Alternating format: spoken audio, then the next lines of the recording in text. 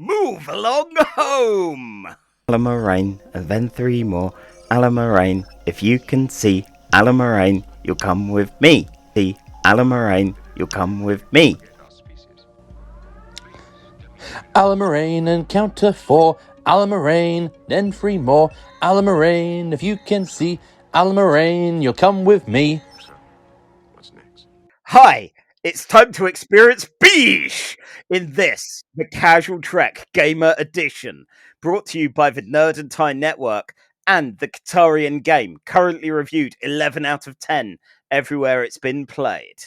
I'm Charlie Etheridge Nunn, a writer and a fan of the video game Rock Band. Hi, I'm Marsby Lobato, science fiction writer and a fan of the game Portal 2. Ooh. Oh, it's been a long time since I've even thought about Portal 2. That was a fun one. I find Portal 2, I think, beats out Portal by being really good in doing its world building while not taking you out of the gameplay. Yeah, the storytelling being so in the world is so much fun. Yeah. Yeah? It's really immersive, and I really wish that Valve would make more games. Yeah, that's never going to happen. No. For Rock Band, we had a deep, intricate story, but it was all made up in the heads of my brother and I, as our band, Hackney Crack Raid, channeled their deep violence and hatred towards the audience, mostly at each other, to be honest. But it still helped, you know. They're behind the music sort of thing's gonna... it's not going to be comfortable to air on any channel, really. Was Hackney Crack Raid your dream band name? It was a name that myself and some of my library studies group came up with when we needed just a random name for a pub quiz. And it felt like a perfect band name. See, my dream band name was always Communist Death Machine. Nice. I don't know what kind of genre it would have been. Part of me likes the idea of it kind of being a sort of neutral milk hotel kind of artsy-fartsy music, just to kind of juxtapose the type of music with the very explicit name of Communist Death Machine. Of course. Yeah, I think our other name was Two-Headed Klaxon Beast, which was very much in that sort of experimental noise collective sort of band. Anyway, this is sadly not a podcast about Rock Band. If anyone wants to start one, please do that. I do not have the time to do it myself, but I would love to hear that. Anyway, on this Casual Trek, we watch stories from 3 different Star Trek shows, and we rank them on a big list of best to worst, as we're fans of Star Trek, but also fans of many other things to a much higher level. So that level of kind of borderline, it's all rightness is... It's fine. Yeah, exactly. That's what makes us objective voices on such a task compared to, you know, video game reviews where I gather it has to be 10 out of 10 or the worst thing ever. We're a solid 7 out of 10, I think. In video games, it has to be 10 out of 10, or else there is no ethics in video game journalism. God, I swear 2014 made me give up on doing any sort of video game journalism, and I think that's helped my sanity slightly. Yeah, I mean, I don't play much in the way of video games and not really a gamer, but yeah, it just seems to be too much. Yes, at board game conventions, whenever people have talked about video games or gone like, hey, are you a big video gamer? Do you play like the League of Legends or anything? I generally lie and say, no, I don't really do video games or anything like that. And it's like, oh, non-video gamer Charlie. I wonder if he's a happier man. I think he might be. Anyway, on that slightly sad note, this is not an esoteric podcast. This is a Star Trek podcast. Yeah. That said, before we go on, what non-Star Trek thing have you been enjoying since we last spoke? Well, this is kind of ironic because the thing I've been enjoying, or rather the thing I have to kind of promote, is a video game related thingamabob.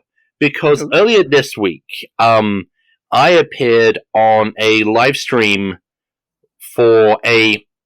We've mentioned Two Boobs Run the Tubes, our sister show with Sean Orange, which I've appeared on talking about Doctor Who.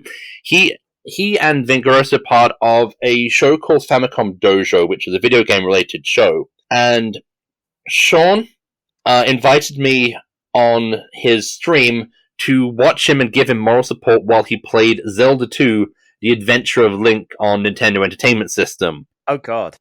Yeah, exactly. So it was a lot of fun. Got to watch Sean get further in the game than I ever have, I'll be honest. And if you go to YouTube and look up Famicom Dojo, like and subscribe, and you should see me down there in the more recent videos. Nice. And what about you, Charlie? What non-Star Trek thing have you been enjoying lately? I was trying to think video game-wise, but I've been playing Fire Emblem Engage, and it's fine. It's not quite grasped me the same level that Three Houses did. So instead, I'm going to talk about some analog gaming. As literally moments before doing this podcast, I've been playing a game called Oath, which it's a board game by the makers of Root. And the idea is that you've got one player who's a chancellor who rules the land, and everyone else starts off as an exile, trying to muster forces, trying to interpret weird visions to lead them to usurping the role of chancellor and winning the game. And it's a weird one because it's not a campaign game, but it's a game where at the end of the game you put everything back in a very particular order and you futz with the deck of cards that everyone draws from based on how circumstances went. So the Chancellor winning and having a lot of arcane powers means that our world deck is now a bit more arcane than it once was. Ooh, that's interesting.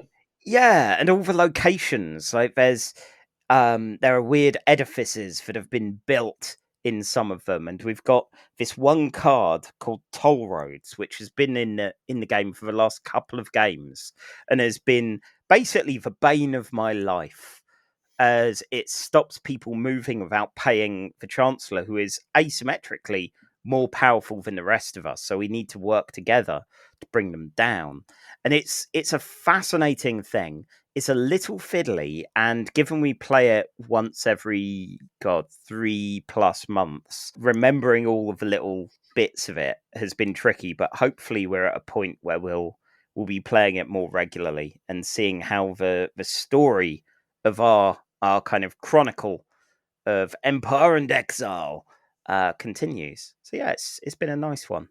So on a scale of game complexity, how many Twilights of the Imperium is it?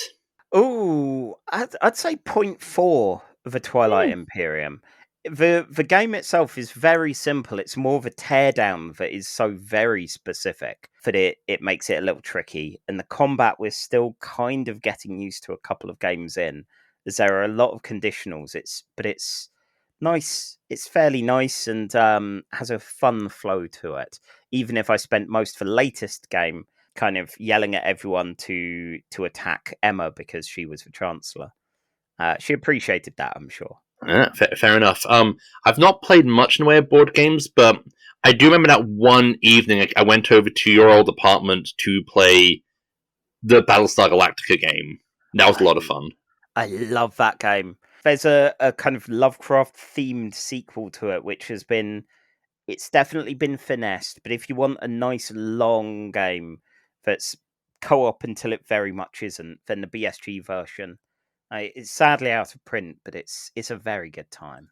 So is the secret identity in the Lovecraft game who's the stinking racist? No. Or is it something boring like who's the fish person? So it is who's the fish person. However, the roster of characters is so diverse that old HP himself would be spinning in his grave enough to generate power. It's amazing. You've got a deaf character, a non-binary character. I think the captain of the ship is Hawaiian. Like, you've got people like I don't know if there is just a regular kind of straight, white, able-bodied man in the cast. I think there is, but he's part deep one anyway. Okay, so based on what I know about the things that H.P. Lovecraft hates, you'll give me hope that there's a character who is a non-white Jewish person who speaks the Dutch language, thus encompassing all three of H.P. Lovecraft's personal hates. Oh dear, maybe. I've not read the backgrounds of all of them, but yeah, I kind of hope so. It's called Unfathomable, and it is a very good time. Do you know what's also a good time? Why what, Miles? Star Trek! Yes! Just an even better good time. Go on. Star Trek episodes about games.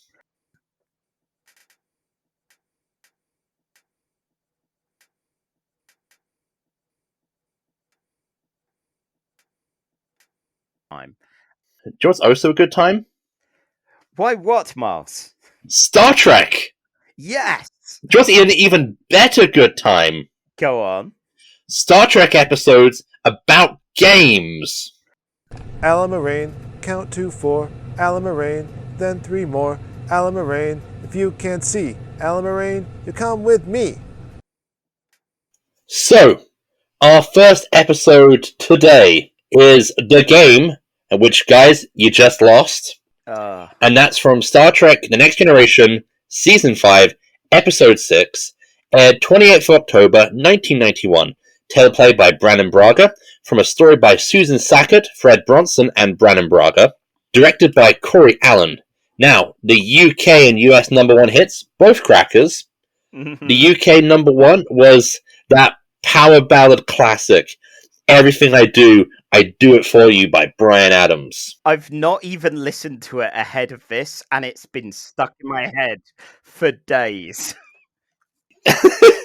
Like, this is a clap. This is 10 out of 10. This is the birth of music. 10 out of 10, no notes. And the US #1 was Emotions by Mariah Carey, which was good. It's alright. It's no Emotion by Carly Rae Jepsen, but it'll do. Yeah. So, right, tell me when to start, and I shall start. Okay. Right. Engage. The Enterprise is in a sector of space doing stuff, but before that, they picked up 2 arrivals. One of them was Wesley Crusher, who's on leave from Starfleet Academy, and Commander Riker, who has just come back from shore leave on Risa, the sex planet. But he's got something that he wants to share with the crew. Is it the clap again? No, not this time. It's a game. You put it on your head, and you basically see Candy Crush. The game is basically 1990s crappy Candy Crush, and every time you make a point, you do a little O face. So if you ever wanted to see Jonathan Frakes' O face, you're gonna see it quite a bit in this episode. Meanwhile, while Wesley is just kind of reacquainting himself with the ship and getting in, he's helping out because you know what you like doing on your time off from college? College work. Such a nerd. Such a nerd.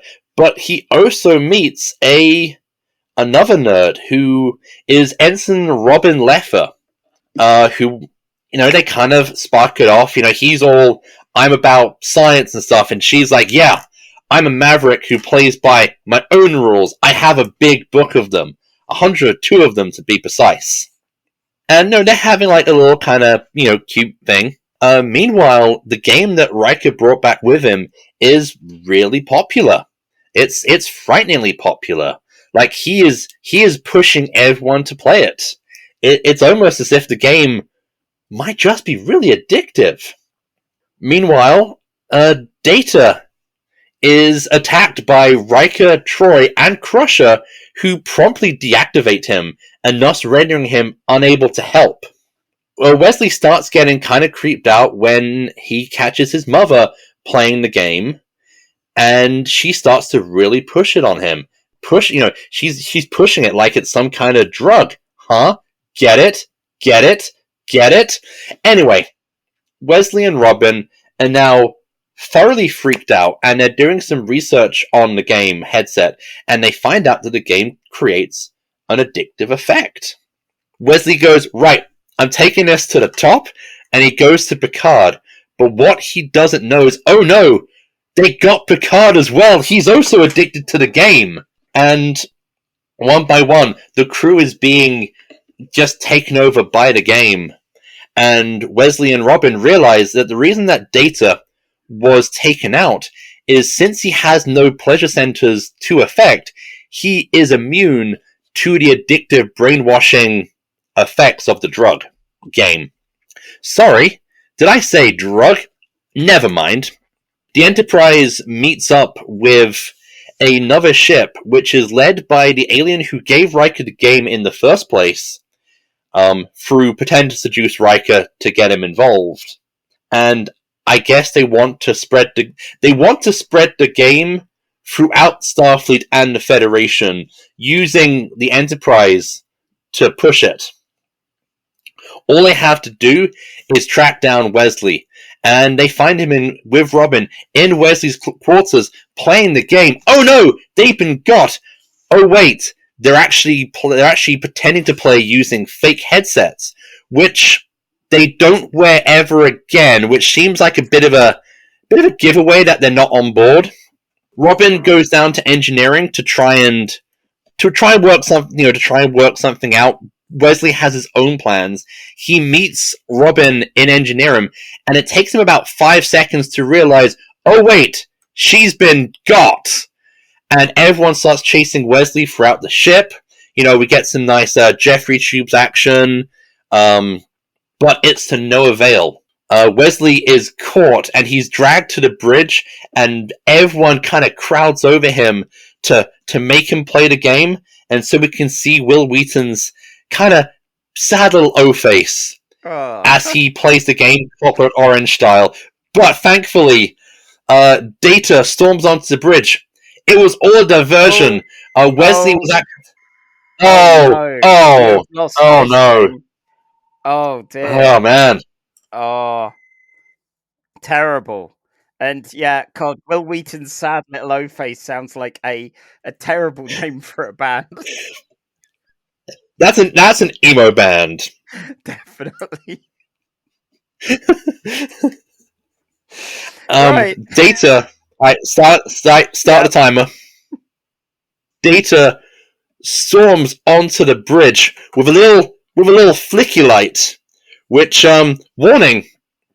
If you're photosensitive to bright flashing lights, keep a wide berth of this one.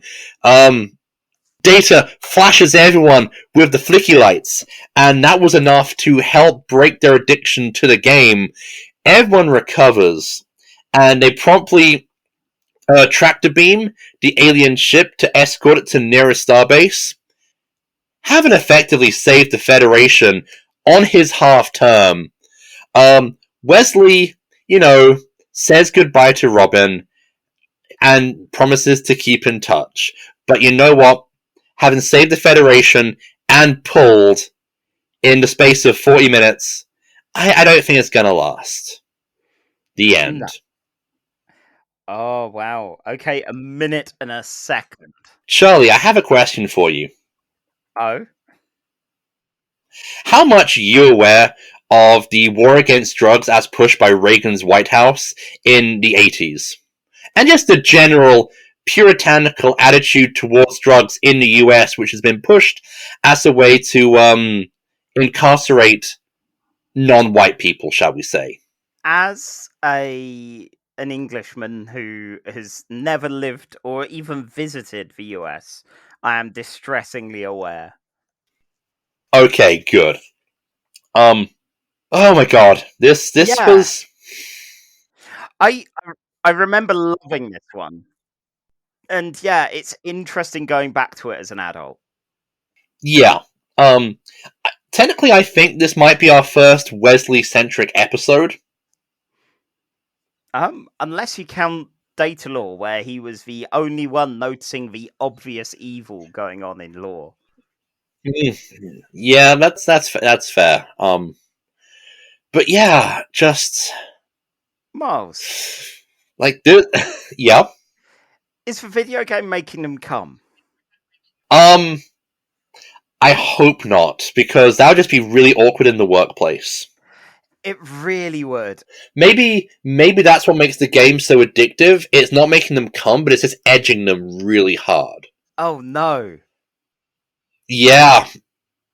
This game is basically, I think this game's actually called No Nut November, the game.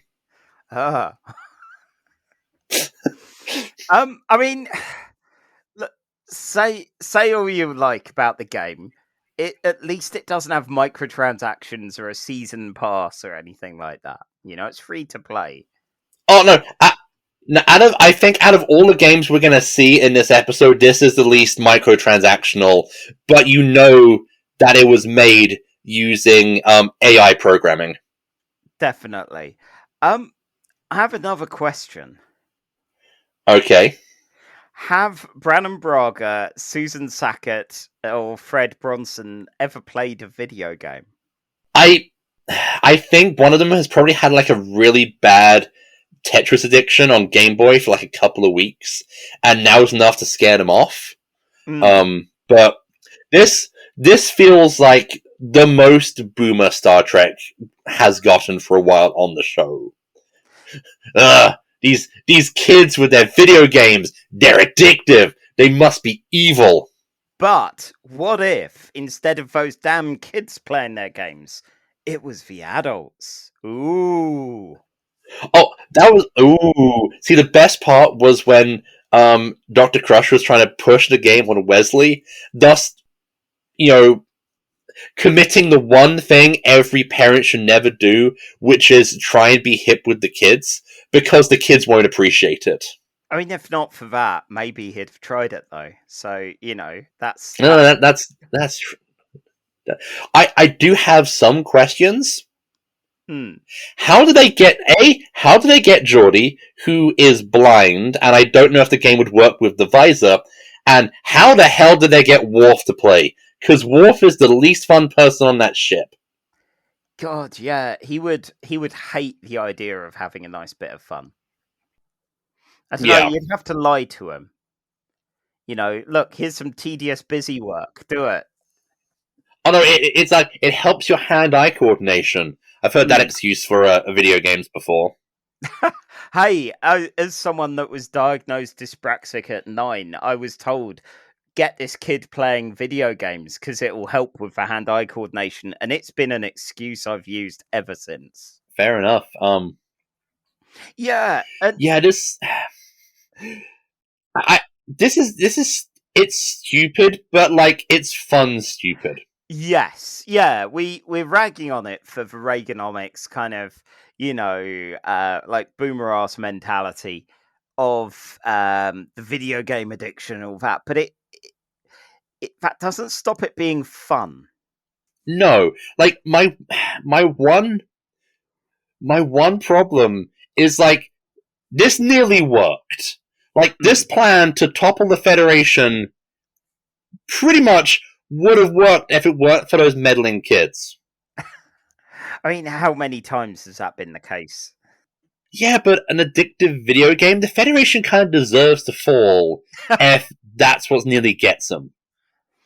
God, maybe this is why they're so disillusioned in Picard. They're like, did you realise how many times meddling kids have saved this entire project?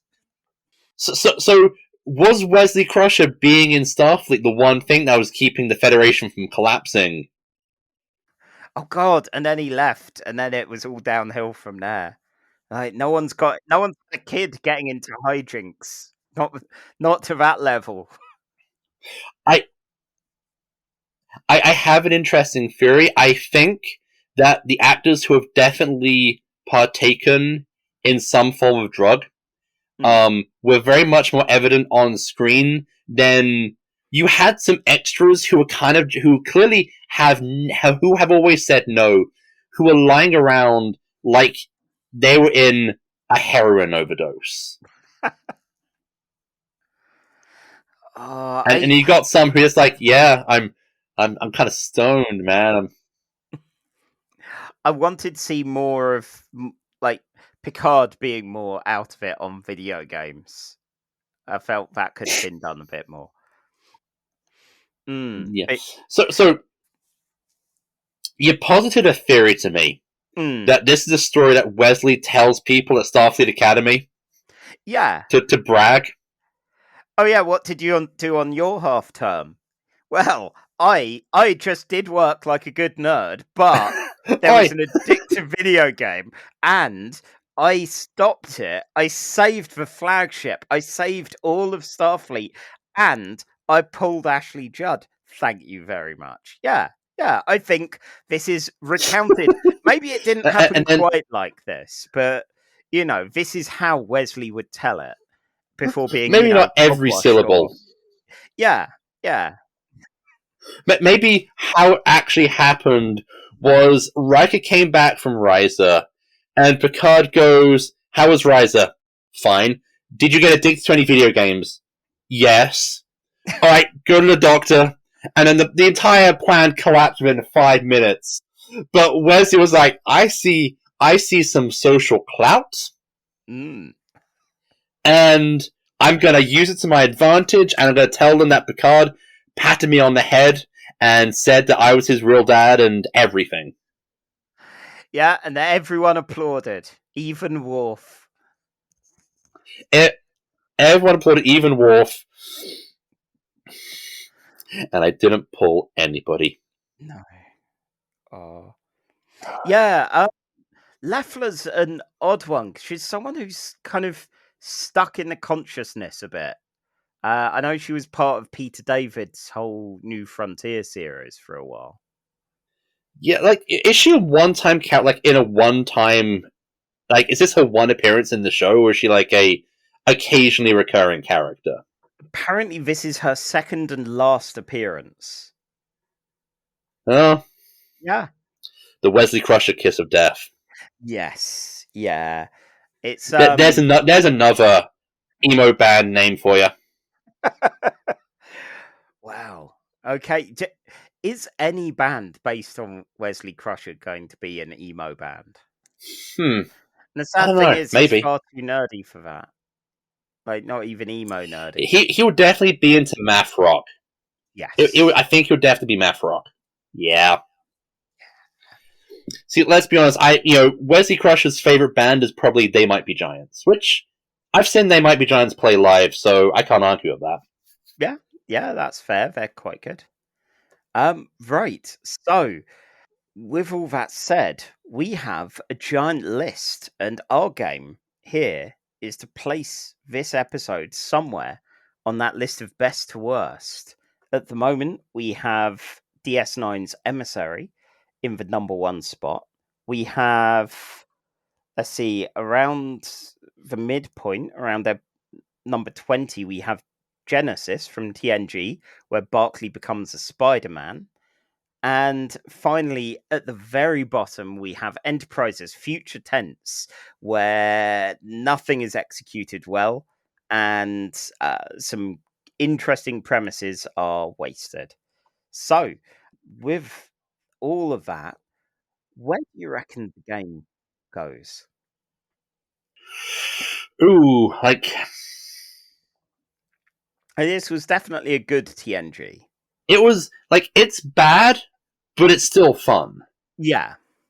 Like, the fear-mongering about video games aside, and just the video games equal drugs was kind of ridiculous, but at the same time, it's a dumb enough riff on Invasion of the Body Snatchers that it's still kind of fun to watch. Like, the moment when Wesley sits down at engineering and doesn't realize that Robin has immediately been got within 2 minutes. Like, she was gone for 2 minutes, and she couldn't even manage 5. He's not a fast lad, is he? No, and, like, they have the fake headsets, and then never wear the fake headsets. Instead, just walking around, loudly saying what they're going to do in crowded bars. Yeah, now Wesley might not have had that lesson of avoiding that sort of thing, but Robin's an ensign. She should have known better at this point. Yeah. So I'm definitely gonna say it's I think it's worse than Genesis. Yeah. Similar vibe, but Genesis does a lot more with it. Our lowest ranked TNG episode is Encounter at Farpoint at episode 31. Is this better or worse than Encounter at Farpoint? I think it's better, definitely. Yeah. I think it's... I would say I think this is better. This is definitely better than, say, The Changeling. Yeah, that's... Which is at number 29. Okay. But, like, do you think this is better or worse than Cat's Paw at number 28? Oh, that's a difficult one. Both are entertainingly wacky in different ways. Yeah. But again, I think I would definitely watch this one more than I'd probably watch Cat's Paw. Yeah. Okay, after that we've got Coda. Willie's immediately... Yeah, Willie is right behind me, because I think he heard me talking smack about Cat's Paw. Uh-oh. And he's just like, the hell you say? That's okay. I am giving him scritches, which is soothing the savage ship's cat. It's okay, Willie. You think Cat's Paw is the best episode of Star Trek ever made. I respect your opinion. Okay, so is this better than Janeway's time loops and her weird ghost dad? I would say so, honestly. Yeah. And that's at number 27. Yeah. I think after that we've got Treachery, Faith, and the Great River, which has both shenanigans and some nice depth to it. I think it's going to have some trouble beating that. I don't think it's going to beat that, because I love the O'Brien Nog subplot. Oh my God. With all the scrounging and Oh, it's so much fun. So, shall we say number 27? Let's. Okay, all right. So excellent, and there it goes, number 27. Also, today's episode of DS9, which we'll get onto in a moment, doesn't have any O'Brien in it, so it was even more appreciated. The game featured O'Brien as well. I forgot that O'Brien comes in completely strung out on game. God, we even get his POV at one point as well. Oh yeah. Oh. At least he didn't give out a little Bagora when he scored a point. Yeah, I don't see O'Brien's Bagora face. No one wants to see O'Brien's Bagora face, not even O'Brien.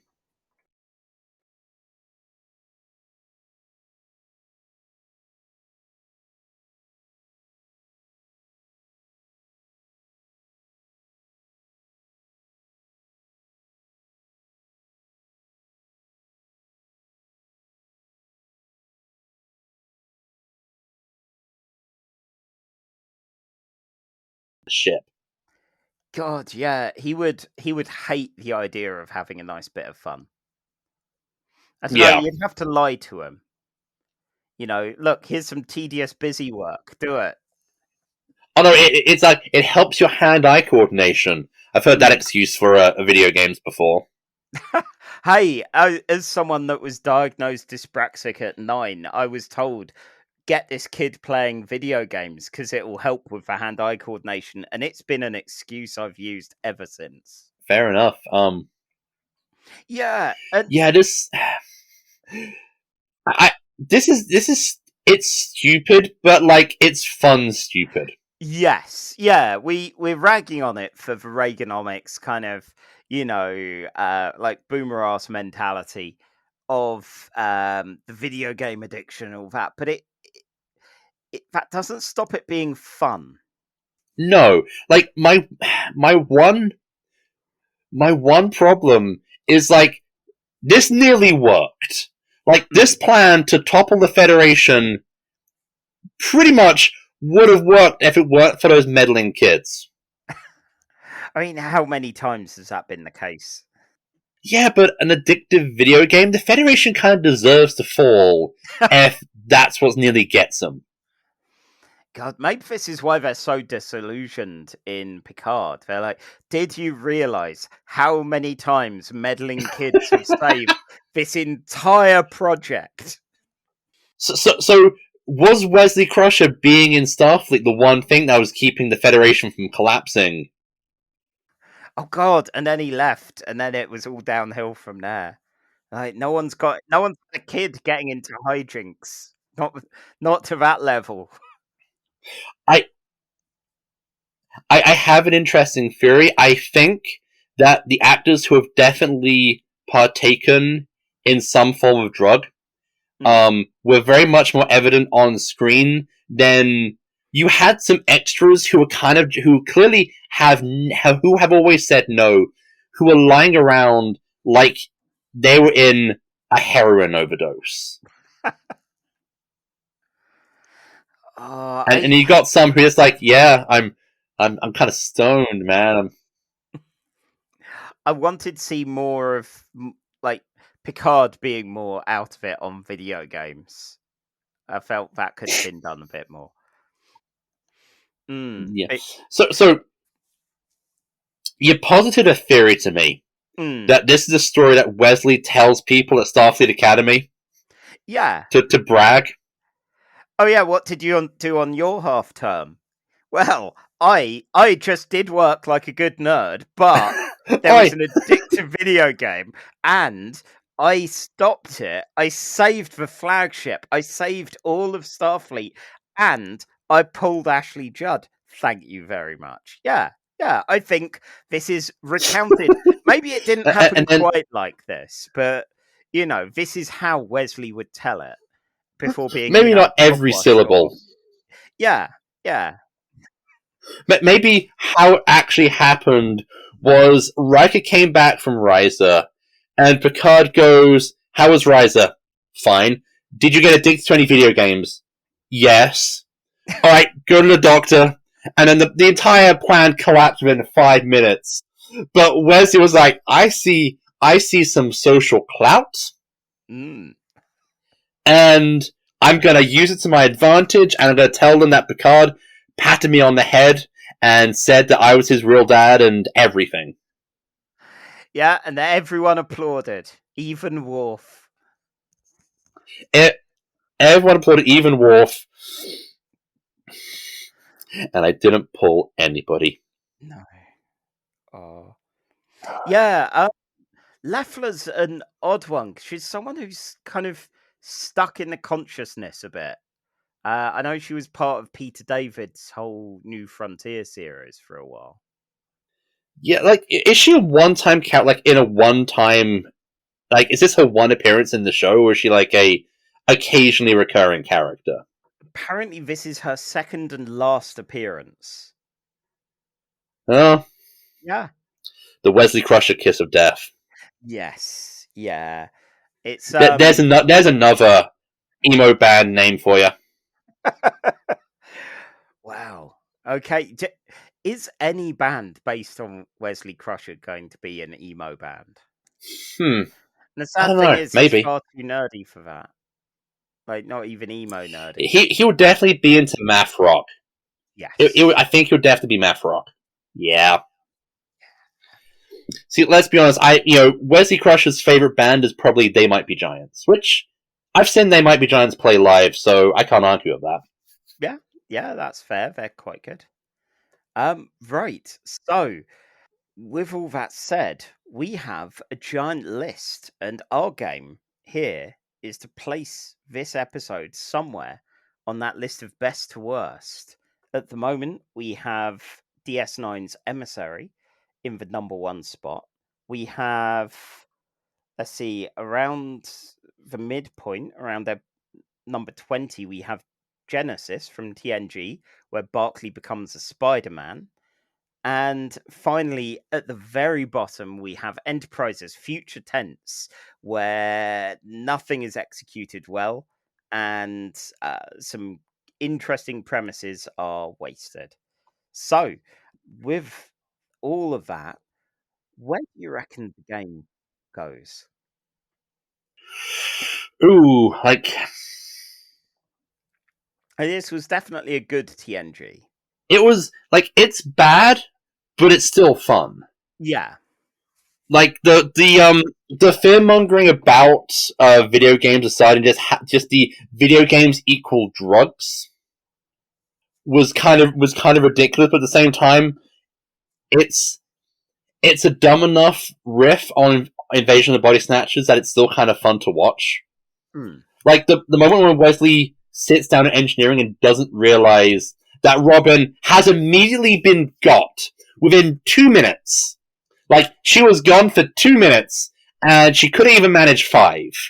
He's not a fast lad, is he? No, and like, they have the fake headsets, and then never wear the fake headsets. Instead, just walking around, loudly saying what they're going to do in crowded bars.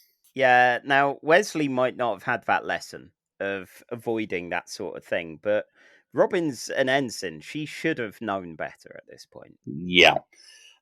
So I'm definitely gonna say it's I think it's worse than Genesis. Yeah. Similar vibe, but Genesis does a lot more with it. Our lowest ranked TNG episode is Encounter at Farpoint at episode 31. Is this better or worse than Encounter at Farpoint? I think it's better, definitely. Yeah. I think it's... I would say I think this is better. This is definitely better than, say, The Changeling. Yeah, that's... Which is at number 29. Okay. But, like, do you think this is better or worse than Cat's Paw at number 28? Oh, that's a difficult one. Both are entertainingly wacky in different ways. Yeah. But again, I think I would definitely watch this one more than I would probably watch Cat's Paw. Yeah. Okay, after that we've got Coda. Willie's immediately... Yeah, Willie is right behind me, because I think he heard me talking smack about Cat's Paw. Uh-oh. And he's just like, the hell you say? That's okay. I am giving him scritches, which is soothing the savage ship's cat. It's okay, Willie. You think Cat's Paw is the best episode of Star Trek ever made. I respect your opinion. Okay, so is this better than Janeway's time loops and her weird ghost dad? I would say so, honestly. Yeah. And that's at number 27. Yeah. I think after that we've got Treachery, Faith in the Great River, which has both shenanigans and some nice depth to it. I think it's going to have some trouble beating that. I don't think it's going to beat that, because I love the O'Brien Nog subplot. Oh my God. With all the scrounging and it's so much fun. So, shall we say number 27? Let's.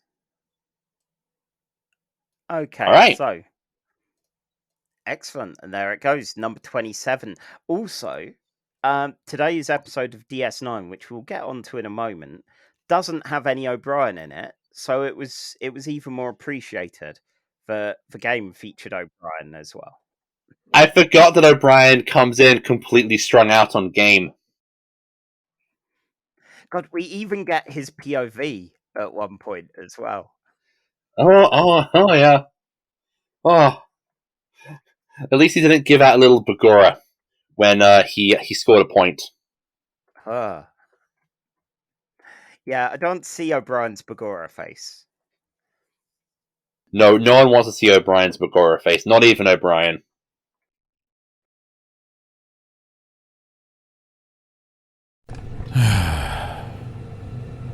Allamaraine, count to 4. Allamaraine, then 3 more. Allamaraine, if you can see. Allamaraine, you'll come with me. Ugh. Right, well, Allamaraine! Allamaraine! Welcome! It's time for our second episode for night, which is Star Trek DS9 Season 1, Episode 10, Move Along Home, a frequent entry in the worst Star Trek episodes list, which is frankly shocking, having seen it now. It aired on the 14th of March 1993, teleplay by Frederick Rappaport, Lisa Rich, and Gian Carrigan Fauci. Story by Michael Piller and directed by David Carson. And where we had two good songs before for the UK and US #1 hits, oh, how the tables have turned. The UK had Unlimited with No Limit, which was everywhere and was constantly mocked. My music teacher back in secondary school used to call them too untalented. Wow. An easy dunk, really. Yeah, fittingly, a man named Mr. Hater, who, was a joy. Did he go on to be the character of a popular series of espionage video games by Hideo Kojima? Alas, I don't think he was that hater. I really should remember his first name, but yeah, he couldn't do that voice, at least, the snake voice. Oh, that would have been amazing. Crap battle. Anyway, so there's that from the UK, and the US #1 hit was Informer by Snow. Yeah. It's hard to say who had it better there. All right. So, do you think you're ready?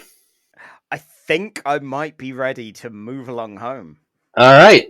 So, I have set the timer, and Allamaraine, move along home. Allamaraine! Okay, so Cisco is trying out his dress uniform while getting criticized by his son. Apparently, baggy clothes are popular on Bajor, and Jake's aware as he's been ogling the patrolling girls arriving at the station, and Nog has given him the talk, which is really worrying. It's just be prepared for him to go to some terrible pickup artist places. Anyway, the episode isn't about any of this. It's about the Wadi. And who are they?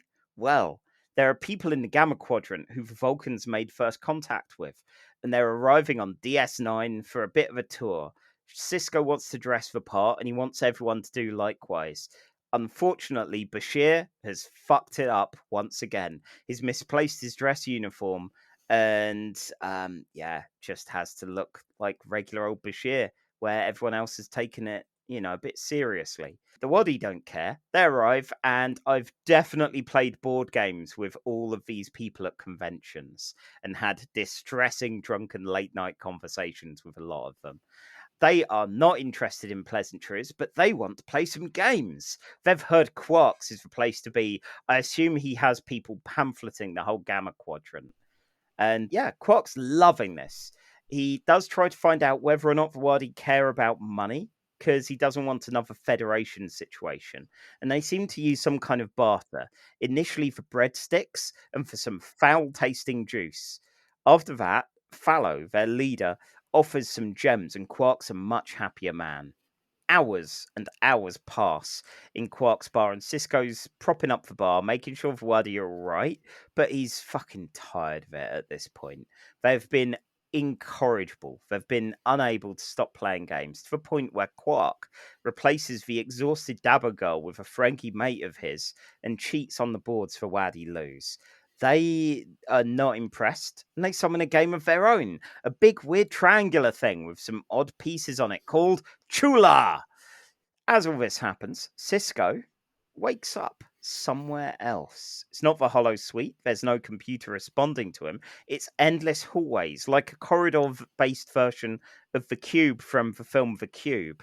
Fallow is there for a moment and says, "Move along home," before vanishing.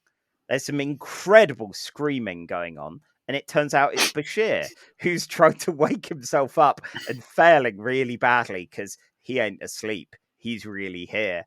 His screams manage to summon Dax and Kira as well. And everyone but Kira is fine with this. This is standard nonsense from a new civilization. Kira is in admin. She shouldn't have to deal with this kind of nonsense and is very annoyed that Starfleet are kind of happy about doing all this kind of thing, or at least, fine with it. Sisko and the others hear a child singing, but don't worry. It's not in a horror movie way. It's a game. It's a hopscotch-based game called Allamaraine. I play Allamaraine!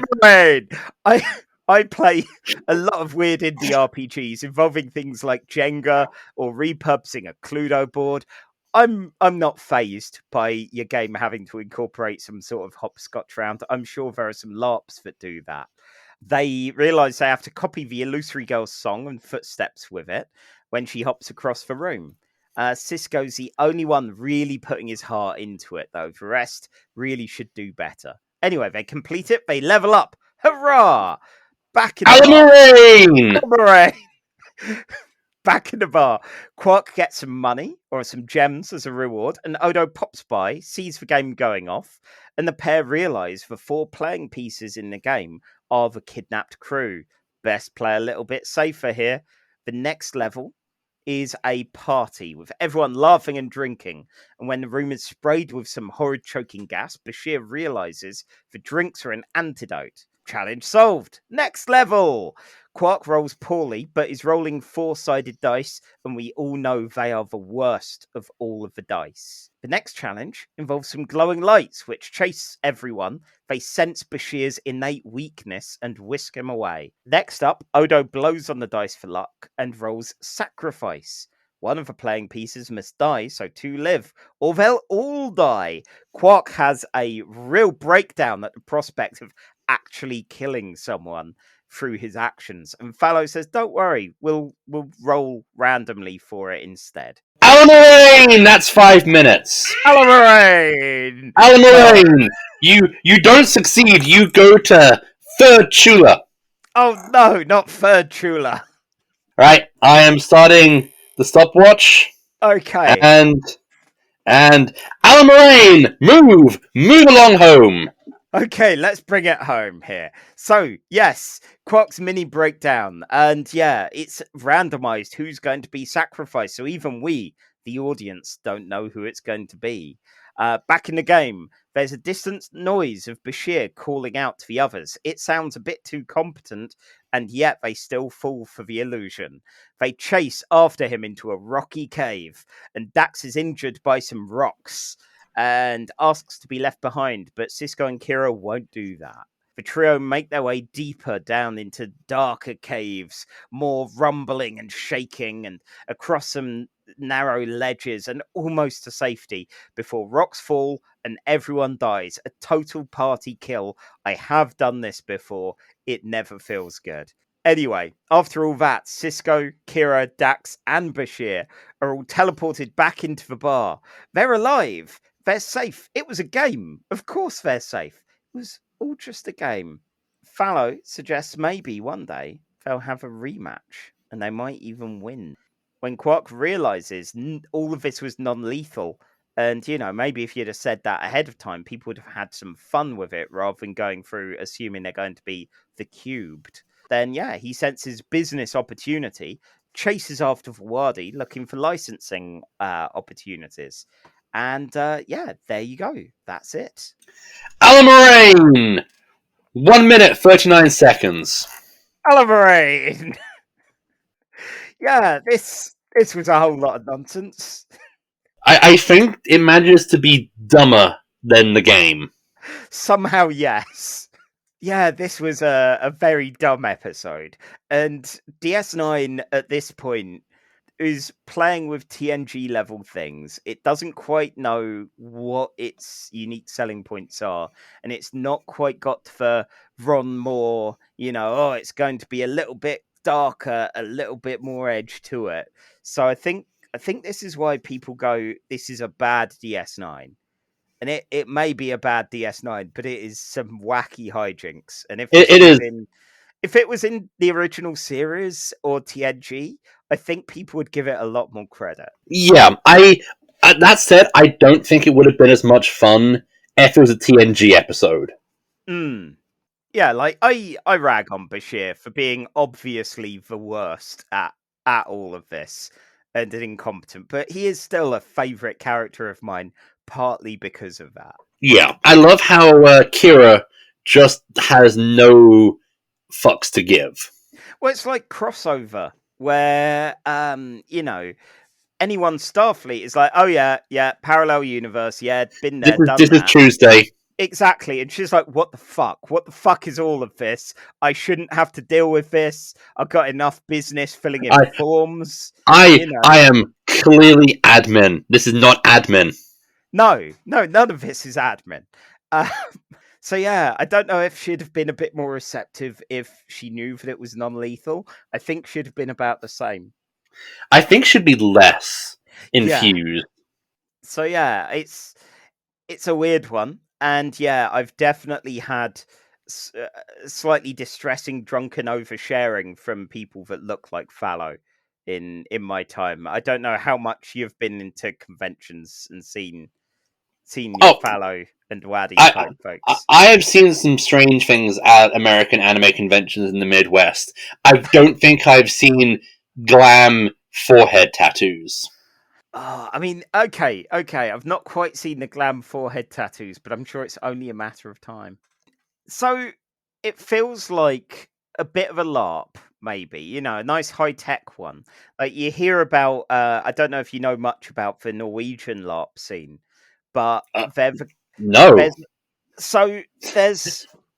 a lot of it is one shot, kind of one thing, one and done. But you get things like hiring out like an old ship, an old liner or anything like that, and go, okay, we're doing a BSG LARP, or hiring out a castle and doing we're doing non-copyright infringing, non-transphobic wizard school LARP kind of thing, Gotcha. where the kids can muck around and the adults are all quest givers or weird cleaners or anything like that. So you get, kind of a weird amount of tech and props and location all for something like that. And I could imagine this being a kind of slightly more fun The Cube LARP almost, or if you had your VR tech, that sort of thing.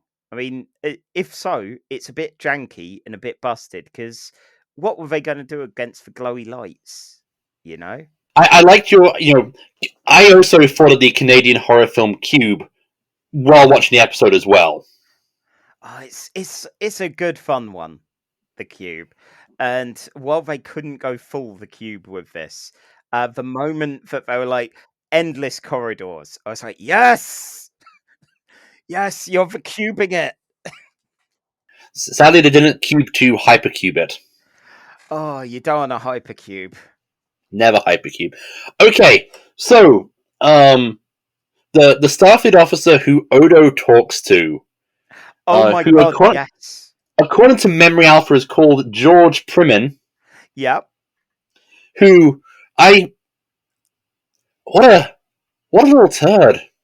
What a smug little turd. Yeah, man. I made specific note in my notes about this, and then in trying to keep things brief, decided to avoid it. Going, yeah, this guy is annoying and overly familiar. Yeah, I'm not keen on him. Odo must be fucking livid. He is the exact opposite of anything Odo likes. He's weirdly cheerful, and we know Odo doesn't care for that kind of behavior. No. I did like the little scene with Cisco and Jake. Yeah, I kind of expected. I was prepared, starting out my notes, and it's been a very long time since I saw this, and I was like, is this going to be a B plot where he needs to deprogram Jake from some real shitty MRA opinions that Nog's going to have given him? But no. If that was a choice, Cisco would have put him in the game straight away. You're going in the game until you respect women, young man. Oh, but this might be the worst episode of DS9 we've watched so far. Yeah, which kind of shows that we have been stacking the deck in our DS9 favor. Definitely, it's the worst of what we've seen but I enjoyed it far more than I thought I would for something that is on a regular feature on worst of lists. So, how quickly do you think Dominion conquered the Wadi? I think if we would have seen this later, like if they'd have started hashing out the Dominion stuff early in season 1, they would have hinted that they've hit some kind of amicable state with them, or like tithe a lot of their weird breadsticks or anything along those lines. But yeah, like I can't imagine them putting any resistance up for Dominion. I can imagine that the Wayuns would really enjoy playing Chula. Just imagine like seeing 6 or 7 Wayuns just all Allamaraining all over the place. I think the Wadi do appear in lower decks as well. They do. It's one of my favorite. It's one of my favorite lines. It's in season 3 when Boimler and Mariner are basically at a job fair trying to promote Starfleet to people. And Boimler just gets really pissed off and just screams at he goes, "You're the people who trap people in games! Stop trapping people in games!" That's the sequence when Boimler loses his shit and starts screaming at people. My wife and I quote to each other all the time. Especially "You're trapping people in games, stop trapping people in games." I mean, you do have to tell them. Yeah. You know, otherwise they will keep doing it. You just worry that they trap, like, they go... Like, if they went to the Klingon Empire with this bullshit, it would not end well. No. There would be some dead Wadi. Yeah, well, that's the thing. You put some Klingons in, and they'd try and murder the child, they'd try and murder the party, and be like, well, we all choked to death in the party because we didn't even drink the drinks. The Klingons will be playing like the evil campaign. Yeah, maybe. I don't know. There's probably no honor in killing a child doing hopscotch, but maybe some light threatening. Look, everyone knows that the Klingons take hopscotch very honorably. Of course. So yeah, they might get through the Allamaraine round, but yeah, maybe not the booze round. And the Vulcans just having like the most boring time, the most tedious time. Oh my god, they'd be the kind of people that would be incredibly joyless with all of this. You know, well, yes, obviously this is a game. The optimal way to hopscotch is not that way, child. No, don't. The hand gestures are very illogical. Yes, that song, it makes no sense. We don't care for it at all. So yeah, I think fun, but yeah, it's not really figured out what a DS9 is yet. So on our big list, our lowest ranked DS9 is Treachery, Faith, and a Great River. So back to spot number 26 for some Wayun versus Wayun fun. And yeah, again, that says a lot because that is good.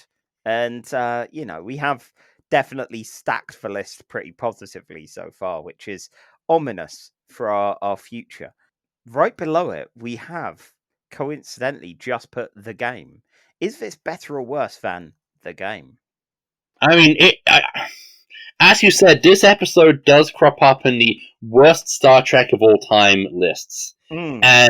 But you know, this is why we're here. This is the mission statement. Yeah, I mean, those lists aren't anything really. Those lists are bollocks. This is the objective list. The objective list. Damn straight, because such things exist. Is watching Kira just joylessly hopscotching, intoning Allamaraine more enjoyable than Wesley Crusher's sad little O-face? Oh, every time you say that, it's just part of me dies inside.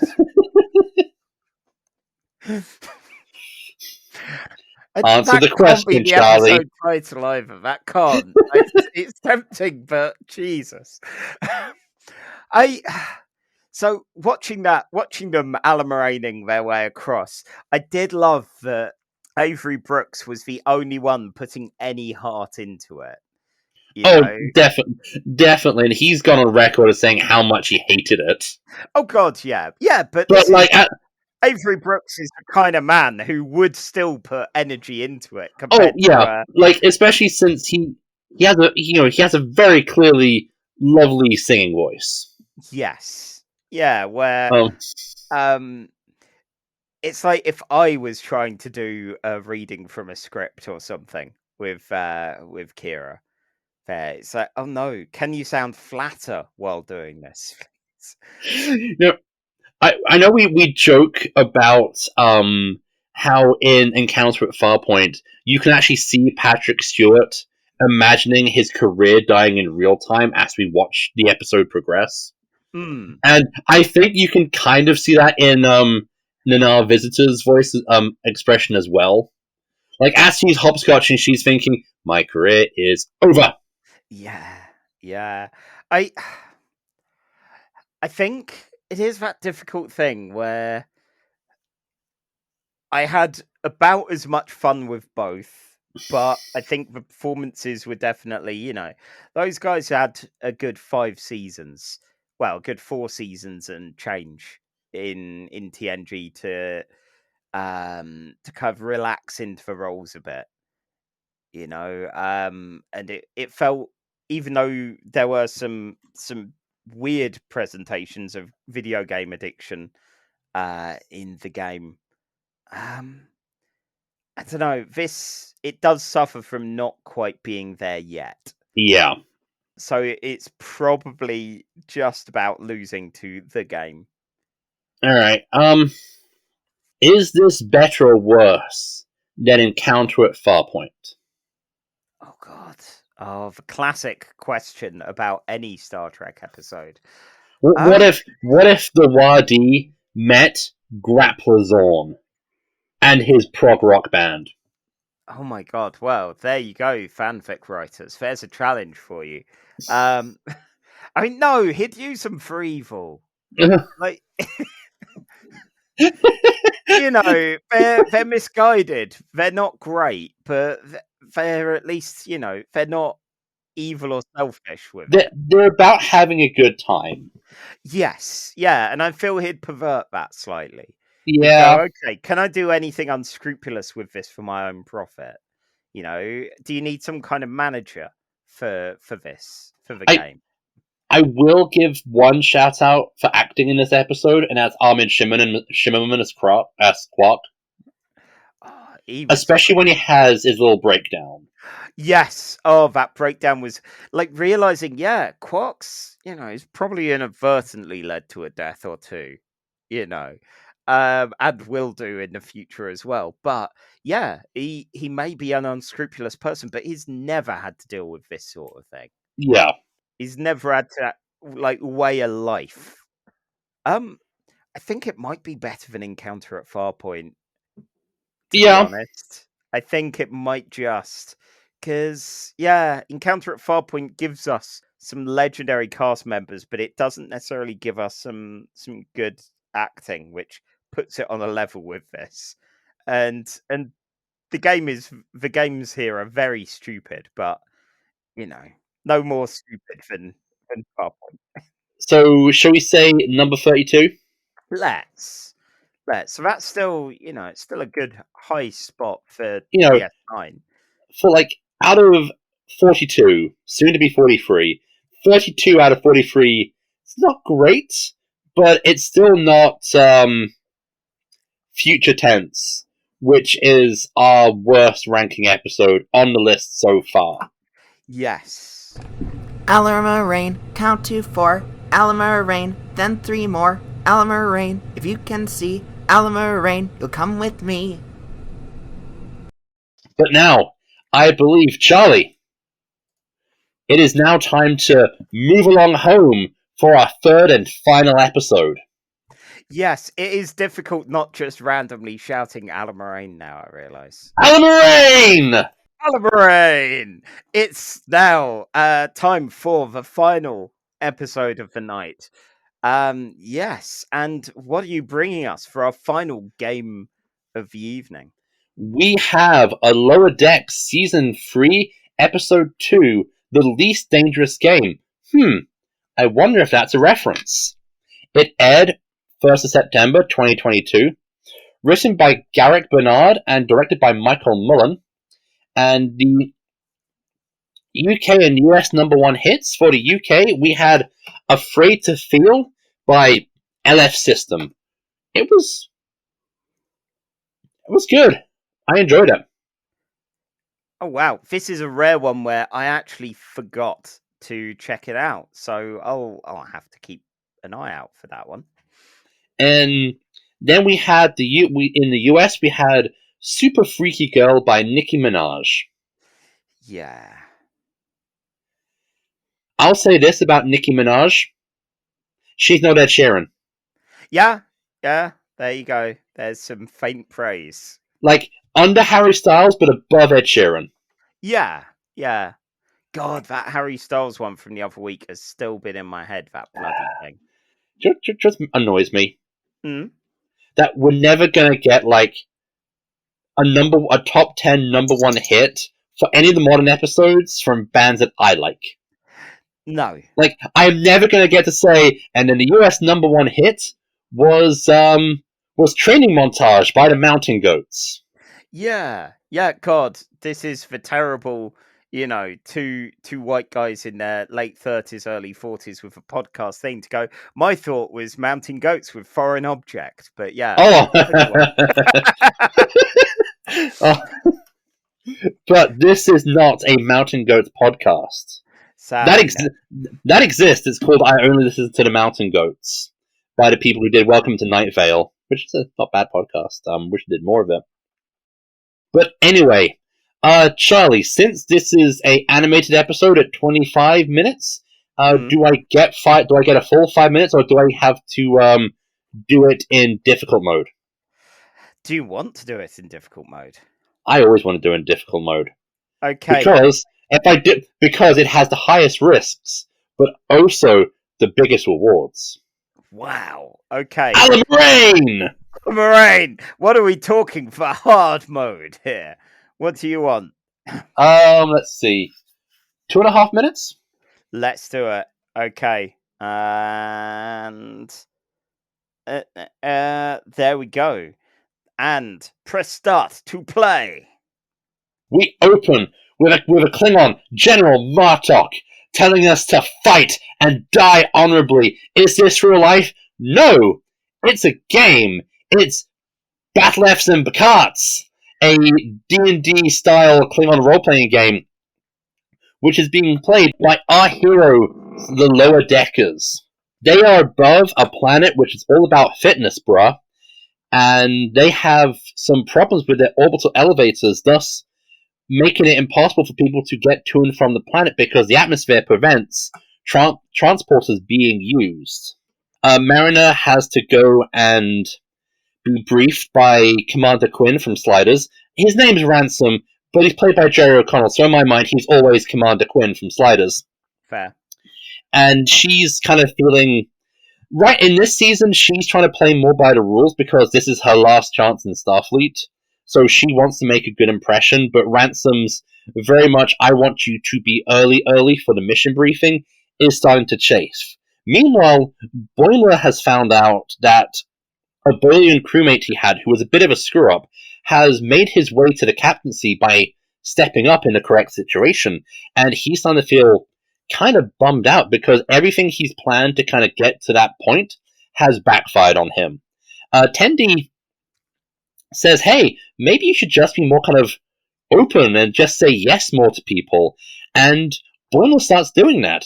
And it starts to go really well for him until it doesn't. Stick a pin in that. Ransom, Mariner, Rutherford, and BiHnuchs head down to the orbital elevator. They're going to split into two teams. One will go talk to the people on the planet who are all into kissing and parties, and the other people will stay here and fix the orbital elevator. Ransom tells the engineers, who can fix this in 5 minutes, to go down and do the diplomatic work. Mariner's annoyed, but she has to listen to what Ransom says. It starts to not go well when BiHnuchs and Rutherford say the wrong thing, and the people of the planet discover that they don't in fact lift, and it's getting worse. Game over. Continue. Yes. Okay. And so, they are going. So, BiHnuchs and Rutherford are going to be sacrificed to either a living volcano, a sentient computer, or a telepathic baby. We're not sure which. Mariner breaks from her orders from Commander Quinn from Sliders to skydive down to the planet using like the atmosphere skydiving gear from the Kelvin Trek films. And she's just about to make it, but Ransom gets her in the communicator and going, "Yeah, I just swapped this around to kind of push you to see if you would follow orders, and you're following orders, and I'm kind of pleased about that." Immediately feeling guilty, Mariner gets back on the skylift and runs back up to meet Ransom so they can skydive back down to the planet again. They arrive just as BiHnuchs and Rutherford are about to be sacrificed, and it isn't a confusion between a sentient volcano, a living computer, and a telepathic baby. It's all free. They provide a system of checks and balances. I live in the US. I find that amusing. And Commander Quinn from Sliders saves the situation by ripping off his shirt to reveal that he is the most jacked of everyone on the planet, and the day is saved. Meanwhile, on the Cerritos, Boimler meets a guy who looks like Garrus from the Mass Effect games, who asks him if he wants to be hunted, and Boimler says yes. And so Boimler is hunted by a 6-foot-tall, toothy alien monster. It goes just as well as you expect until Boimler is convinced by hiding with the Klingon RPG to stand up and fight. And so he gets tooled up, he gets a phaser rifle, he gets an equipment pouch, he puts grease on his face for no reason because the Cerritos is brightly lit. He confronts his opponent, the man who is trying to hunt him, and gets a spear through his shoulder for his troubles. It turns out that the aliens practice a catch and release attitude to hunting, and he's not going to kill him. He's just going to pull out a selfie stick and take a photo of the two of them. And he's really happy that Boimler helped him out and will recommend what he did to the captain. And Boimler is happy and falls unconscious.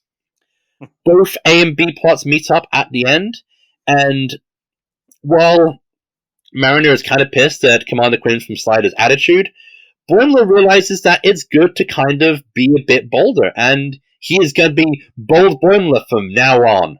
Wow. Yeah, and that's Bold Boimler kind of becomes a catchword for season 3 Boimler. Boimler does go through. I like the fact that Boimler and Mariner do go through sufficient arcs in the show. Yeah. Okay. Oh, first of all, that was 3 minutes 1 second. Well, 1.39 seconds, which effectively that's just 1 second over. If I had stuck with the full 5 minutes, I might have. I would have done it. I would have failed, but I wouldn't have failed so drastically.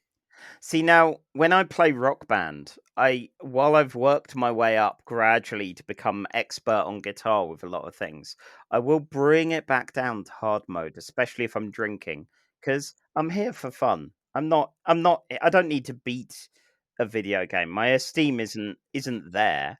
I just want to enjoy myself. This is the most on Allamaraine. It is. Well, that said, this feels like the same sort of deal of maybe do some research, maybe find out, is this a lethal game? If Boimler had taken 2 minutes to read up on the species, the B plot would not have happened as it did.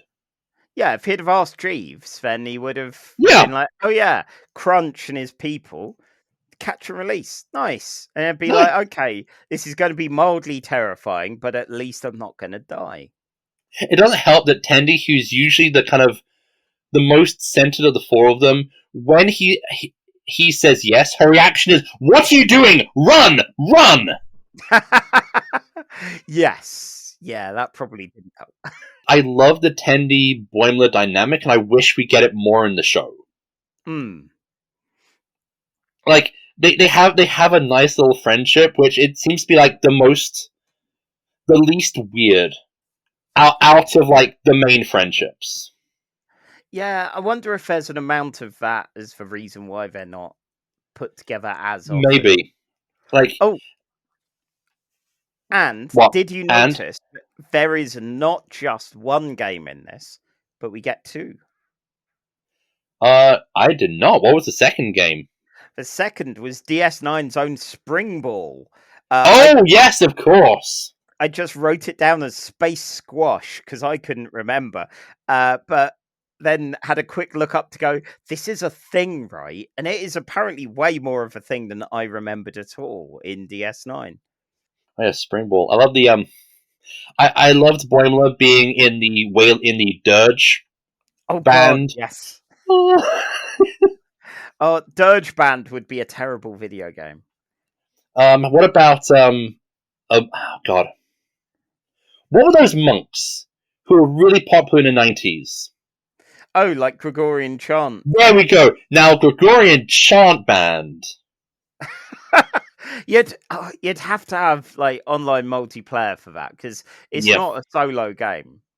Okay, one more question about Rock Band. Did you play Beatles Rock Band? Hell yes, I played Beatles Rock Band.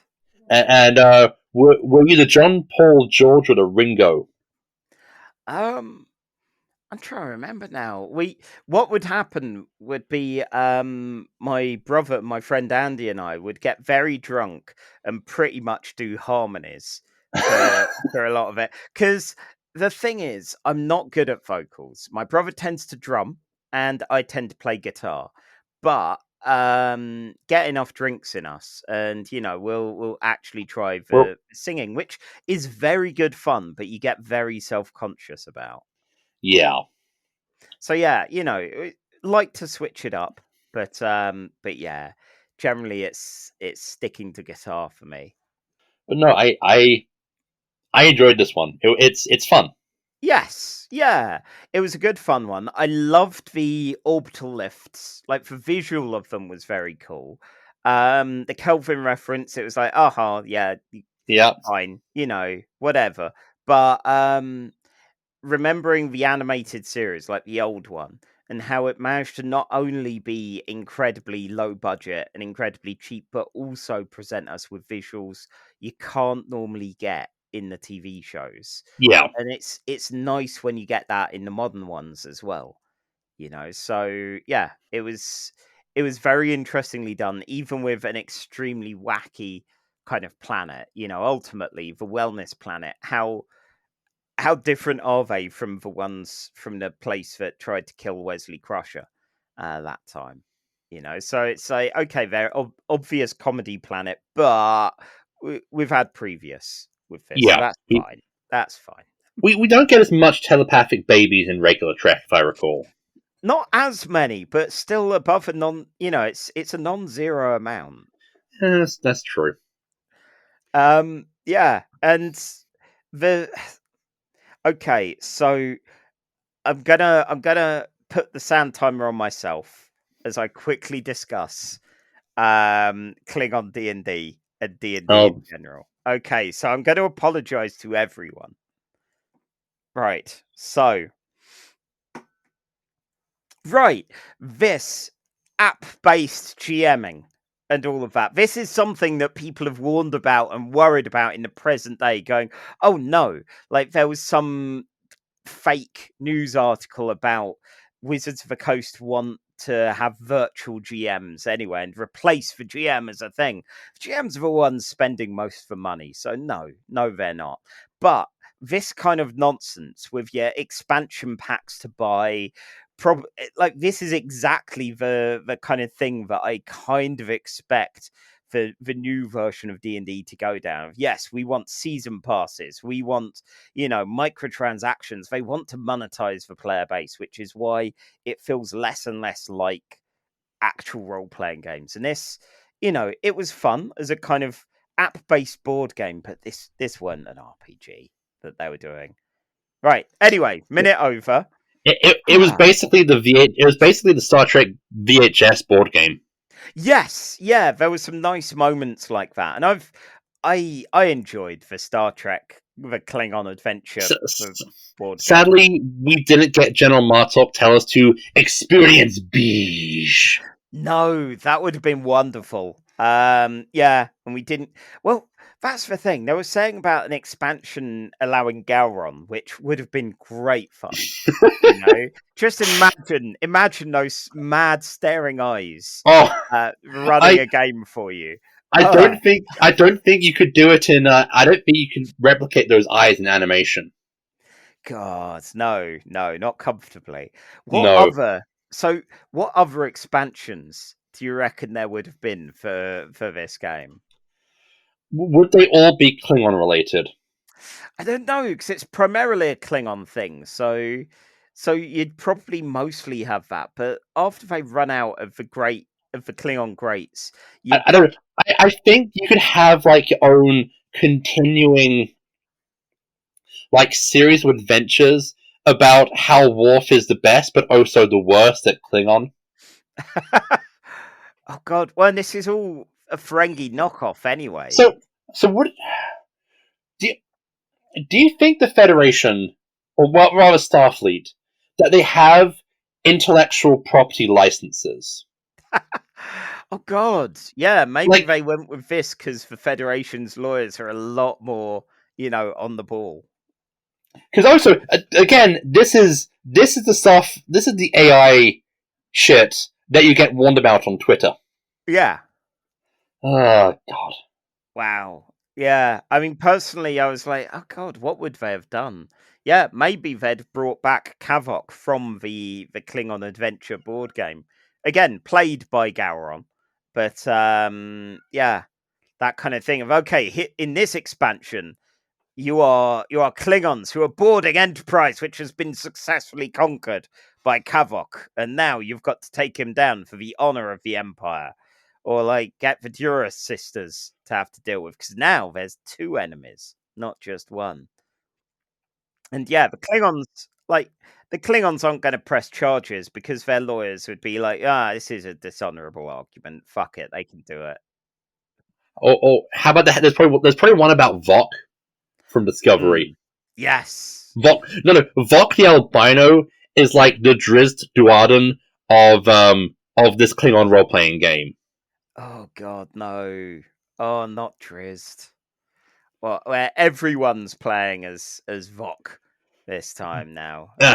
Or Drizzt Do'Urden, or as I know him, Elric Melnibone knockoff number 27. Yeah. Drizzt, I swear, Drizzt is to blame for a plague of player characters, all as the lone rebellious drow.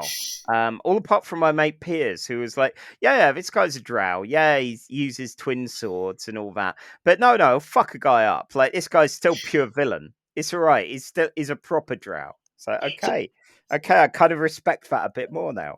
See your party of like brooding rebel bad boys reminds me of this idea for a sketch I've always wanted to do, but never sure how it would end, which is a trailer for like a cop drama where every single member of the precinct is basically the loose cannon who doesn't play by the rules. So it's all just like Dirty Harry bursting into an office to scream about Dirty Harry for not breaking the rules. Oh no. It's like you don't know how, it's fun, it's got a good concept, but like it has to have an ending, or else you become a Saturday Night Live sketch which goes on for 5 minutes too long. Yeah, we can't have that. We can't have that. But Jonah's also got on far too long. Is it us? It's us without talking about where we want to put this on the big list. God damn, you're right. Okay, so, yeah, this was a very good fun one. It managed to not only do its ongoing drama, but have a nice A and B plot as well. Yeah, this was a very nice, very competently done Star Trek. Is it better than the others? Like, let's see, because yeah, nothing we've done today has broken above episode 26. Is this one that good? Is this better than the pilot? Yeah, actually, at number 25, we have Second Contact, the pilot of it. I personally, I remember when I was talking about it on the, what is it, episode 8, Yep. recently uploaded to our YouTube channel. Check out Casual Trek on YouTube if you want to hear our voices, but you have to have a screen involved somehow. Yeah, I took a little bit of time to warm to the characters. Yeah, I especially Mariner, who felt at that point like she was trying to be the kind of wacky American Dad, Family Guy kind of type character. See, Um, she always just in that first episode, she kind of strikes me as the Rick to Boimler's Morty, because yes, you can't get that Rick and Morty smell off the Lower Decks pilot. no, sadly not. So I would say for that, and this managing to be both funny and juggle 2 ongoing stories and characters' ongoing development, I would put this above Second Contact. And so then, next question: is this better or worse than the closest Lower Decks episode, which is Where Pleasant Fountains Lie, which is currently number 19, but also has LARPing, but mostly has evil Jeffrey Combs playing an evil computer. Oh shit! Yeah, Combsbot. I think that one might just win out. Like this Yeah. has a cool set piece with the dive, but there are a couple of points where that feels a little like the running up. I get that that's a protracted long segment just to emphasize how much Mariner needs to get all the way up, and again, it could have been solved with a quick bing from Boimler with his whole being hunted by Crunch. But yeah, I think this is, in my opinion, lower than Where Pleasant All right. Fountains Lie. Okay, now here is the true cool question. Mhm. Is this better than rank 22, which is the Andorian incident from Enterprise, which is currently the highest ranking episode of Enterprise on the big list? Oh yeah, I saw that there, and I knew you were going to make me be mean. I knew it. Yeah, it's better than the Andorian incident. Ooh, Sorry, okay. one good Enterprise episode. All right. Okay. So, are we putting this at number 22? I think so. It's not as good or relevant as Data Law, which is above that. But yeah, I think this is a better one than the Andorian incident. Oh, that feels mean. One day we'll find a good Enterprise episode. And so with that, Allamaraine, we have moved along home. We have, in fact, the final thing to move us along home is to wrap up and say where we can be found. So, first of all, we can be found on Ko-fi.